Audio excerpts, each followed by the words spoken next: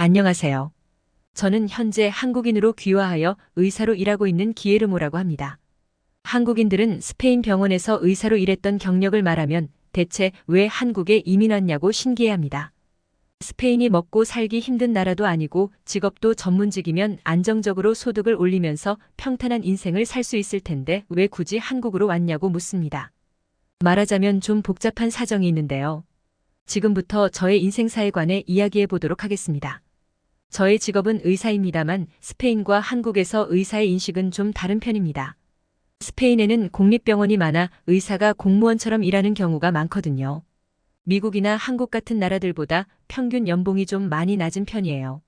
저도 지금은 스페인을 떠난 지 꽤 돼서 요즘 젊은 의사들이 얼마나 받는지 정확히 모르지만 얼마 전 외국 뉴스에서 본 바에 따르면 공공의료 시스템의 주치의는 평균적으로 약 5만 달러 정도를 받는다고 하더군요. 한국 돈으로 연봉이 약 6,500만 원 정도입니다. 하지만 이것은 언제까지나 경력이 긴 베테랑 의사들까지 모두 합산된 평균 연봉이므로 실제 초임 의사들의 월급은 더 적습니다.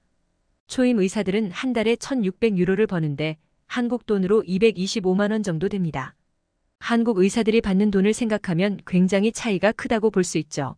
아무래도 한국의 병원들과 달리 공공병원이 많다 보니 공무원화가 되면서 생긴 현상이라고 볼 수 있겠네요. 하지만 스페인에서도 다른 나라처럼 고액 연봉을 받는 방법이 있는데요. 바로 사립병원의 의사가 되는 것이었습니다. 스페인에서는 의료보험에 가입하는 방법이 두 가지가 있습니다. 하나는 스페인 건강보험, 나머지는 사보험인데요. 스페인 건강보험은 나라에서 보장해주는 건강보험으로 지역마다 관할 보건소에서 주치의를 지정해줍니다. 보건소 방문 전 예약을 하고 가면 주치의가 간단한 진료와 처방을 해주죠. 더 상세한 검사가 필요한 경우에는 주치의 소견서를 가지고 가 전문의 진료를 받습니다. 이런 시스템은 병원비가 무료거나 돈을 받는다고 해도 저렴하게 제공되었으나 예약을 잡기가 힘들고 전체적으로 느리다는 평을 들어왔고 특히 전문의를 만날 때에는 더 많은 시간이 걸렸습니다. 그래서 고소득자들은 사보험에 가입해서 빠르고 서비스 좋은 사립병원을 이용하는 때도 있었고 대신 그만큼 의료비가 비쌀 수밖에 없어 의사들도 공공병원 의사들보다 더 많은 돈을 벌었습니다. 저 또한 부유층들을 대상으로 하는 대형 사립병원의 의사였습니다. 우리 병원에는 정계 유명 인사나 재벌들 혹은 연예인들도 종종 방문했습니다. 어릴 때부터 꿈이 의사였던 저는 직업 자체는 저에게 맞았지만 일하고 있는 장소는 맞지 않았습니다. 부유한 집안의 막내로 자란 저는 형들이나 누나에 비해 자유롭게 자란 편이었지만 결국 저도 집안의 압박을 피해갈 순 없었습니다. 내가 원하는 직업을 선택했으니 배우자는 집안에서 정해준 사람과 결혼하라고 했습니다. 그 여자는 현재 제가 일하는 대형 사립병원장의 딸로 저보다 한참 어린 여자였음에도 무척 도도해서 대하기 어려운 여자였습니다. 전문의가 된 후 우리 두 사람은 결혼했고 자연스럽게 장인의 병원에서 일하게 되었습니다. 사립병원 의사는 제가 생각했던 의사로서 보람차고 어려운 사람을 돕는 삶과는 거리가 있었죠. 특히 저에게 의사로서 회의감에 빠지게 한 사건이 하나 있었습니다. 그를 처음 만났을 때 간호사와 신랑이 하고 있었던 것이 기억납니다. 우리 병원은 지정한 사보험에 가입한 사람만이 진료받을 수 있는 병원이었는데 보험의 가입 조건으로 높은 소득과 고액의 가입비를 요구했습니다. 그런데 이 청년은 보험을 들지 않은 채 병원을 방문해서 이용하고 싶다고 했기에 간호사와 실랑이를 한 것이죠. 부모님을 데리고 온 청년은 공공병원에서는 전문의를 만나는데 시간이 오래 걸려 어쩔 수 없이 이 병원에 올 수밖에 없었다면서 한 번만 받아달라고 하소연했습니다. 병원 행정실 직원에게 혹시 빠르게 가입시켜줄 방법이 없는지 물어봤지만 직원은 애초에 저 사람은 소득 요건도 충족이 안 된다고 하더군요. 그러나 사정이 딱해 보였던지라 저는 간호사와 행정실 직원에게 내가 알아서 윗선에 보고할 테니 그냥 들여보내라라고 했습니다. 청년의 부모는 한시라도 빨리 수술을 해야 할 상황이었고 저는 이틀 후를 수술 날짜로 잡았습니다. 그러자 제가 당일의 수술 스케줄을 보자 일정이 아예 바뀌어 있었습니다. 저는 병원 직원에게 왜 수술 스케줄을 바꿨냐고 말했지만 장인이 나타나 내가 바꿨다라고 말씀하셨습니다.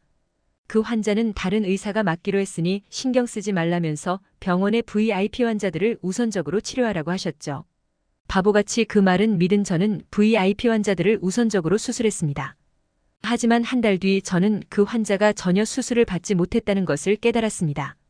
그 환자가 저를 원망하면서 왜 수술을 취소시켰냐면서 부모님이 돌아가셨다고 울부짖으며 찾아왔기 때문이죠. 사실을 알게 된 저는 장인에게 찾아가 이게 무슨 소리냐, 분명 다른 의사가 수술한다고 하지 않았냐고 말했습니다. 그러자 장인은 버럭 화내면서 아무 환자나 막 받은 내 잘못이지 라고 외쳤습니다. 장인은 사보험에 가입도 못할 정도 소득인데 수술비를 낼 수 있겠냐면서 왜 내 마음대로 행동하냐고 했습니다. 그 당시 저는 그 청년이 당장 수술비를 내기 어렵다고 제가 수술비를 내서 처리할 예정이었습니다. 물론 무조건 공짜로 해주겠다는 게 아니라 일단 제가 병원비를 대신 내주고 몇 년에 걸쳐서 천천히 갚으라고 할 예정이었습니다.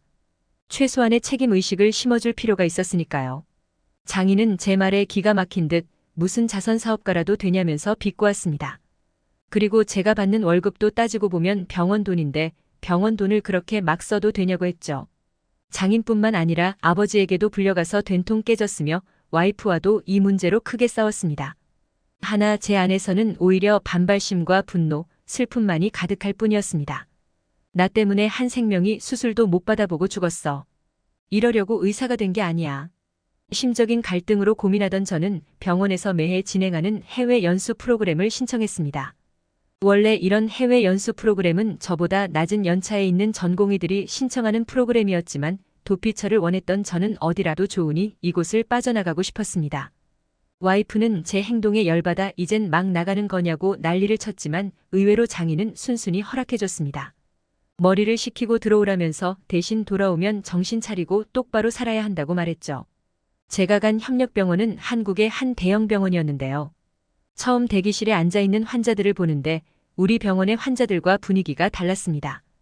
우리 병원 환자들은 소박하게 입은 것처럼 보여도 자세히 보면 다들 좋은 재질의 명품 브랜드 옷을 입고 점잖 빼는 사람들이 많았는데 이 병원에 있는 환자들은 그런 케이스가 아니라 정말 소시민적인 분위기를 풍겼습니다.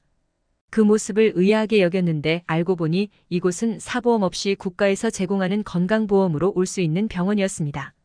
한국은 사립병원인데도 나라에서 제공하는 건강보험이 이용 가능하다고? 그것도 작은 개인 병원도 아니고 전문의가 있는 종합병원인데? 공공병원 사립병원 구분 없이 건강보험이 적용되다 보니 한국의 의료 시스템은 무척 신속하게 간편했습니다. 한국인들은 주치의 소견서 없이도 바로 전문의를 만날 수 있다고 했고 예약 없이 당일날 와서 진료를 보는 경우도 흔하다고 했습니다.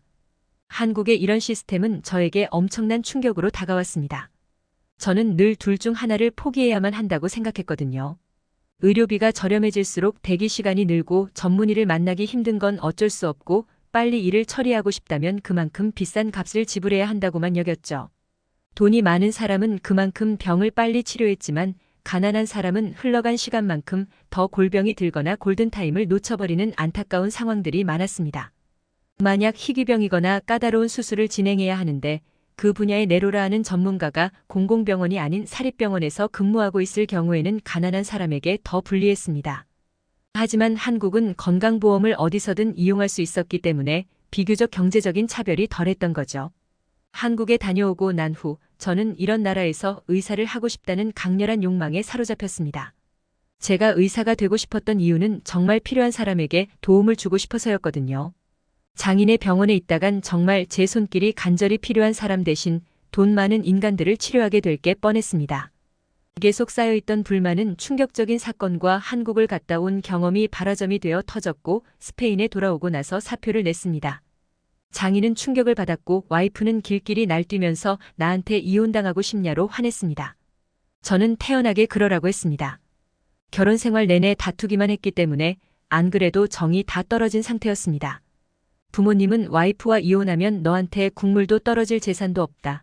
40살이 되면 너한테 유산 대신 주기로 한 100억의 신탁자금도 주지 않겠다고 말했습니다. 이 역시 그러라고 대답했습니다. 모든 것을 다 버리고 한국에 온 저는 의사면허 시험을 다시 봤습니다. 다행히 제가 다녔던 의대는 한국에서 인정하는 외국 의과대학 중 하나였기 때문에 다시 대학을 다녀야 할 필요는 없었습니다. 그리고 6년 후 저는 귀화 시험을 보고 아예 한국인이 되었습니다. 더 이상 스페인에 돌아갈 마음이 없었기 때문이죠. 한국 시골병원에서 일하는 평범한 의사였지만 지금이 더 행복했습니다.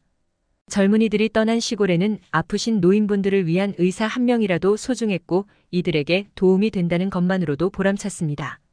그러던 중 아버지가 위독하시다는 소식이 전해졌고 부모님과 싸우고 난 후 처음으로 다시 스페인 땅을 밟게 되었습니다. 공항에 도착해 입국 심사를 받는데 출입국 직원이 제 얼굴과 여권을 쳐다봤습니다. 굉장히 의심스러워하는 눈빛이었죠. 그리고는 저보고 따라오라고 하더군요. 저는 서양인의 얼굴을 하고 한국 여권을 가지고 있으니 이상한 오해를 받은 게 아닌가 걱정했습니다. 그러나 그가 데려간 곳은 예상치 못한 곳이었습니다. 한국인이면 출입국 신고서 안 쓰셔도 되니까 저 줄에는 설 필요가 없어요.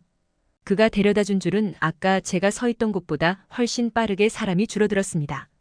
아까 줄에 서 있을 때는 한 사람당 30분씩은 물어보더니 저한테는 몇 가지 질문만 하고 보내주더군요. 저로서는 굉장히 색다른 경험이었습니다. 그동안 한국 여권이 있으면 다른 나라보다 좋은 대우를 받을 수 있다는 말은 들었지만 막상 경험해보니 한국이 가진 국력이 얼마나 막강한지 실감 나더군요. 대한민국 국민으로서 무척 자랑스러웠습니다. 입국 후 바로 아버지가 계시는 병원으로 향했습니다. 그 기세등등한 아버지는 어디 가고 연약한 노인만이 저를 맞이했습니다. 아버지는 저에게 한국에서 사니 행복하냐고 물었습니다. 그의 손을 잡고 조용히 고개를 끄덕였죠. 아버지는 조용히 미소를 지었습니다. 그리고 저에게 결혼을 강요해서 미안하다고 말씀하셨죠. 죽음을 앞둔 아버지는 막상 건강을 잃어버리니 후회되는 일이 많다고 하셨습니다. 돈과 명예에 눈이 멀어 정말 해야 하는 일들, 하고 싶었던 일들을 못한 것이 천추의 한이라고요. 왜 이제 깨달았는지 모르겠다고 일찍 깨달은 제가 부럽다고 말씀하셨습니다. 그리고는 너는 나와 다르게 무엇에도 얽매이지 말고 행복하게 살라고 축복해 주셨죠. 다음 날 아버지는 숨을 거뒀습니다. 그리고 변호사는 아버지가 저에게 유산을 남기셨다고 말씀하셨습니다. 바로 제가 40살이 되면 받기로 했다가 한국에 가면서 물거품이 된 신탁자금이었습니다. 그때 주기로 했던 돈을 저를 위해 남겨두셨던 것이죠. 유산을 물려받은 저는 한국의 고아원에 기부하고 남은 돈으로 제 병원을 열 생각을 하고 있습니다. 돌아가신 아버지의 말씀처럼 무엇에도 얽매이지 않고 한국에서 행복하게 살 생각입니다. 오늘의 사연 어떻게 들으셨나요? 저희 클립뉴스는 언제나 여러분의 사연을 기다리고 있으니 제보 부탁드립니다.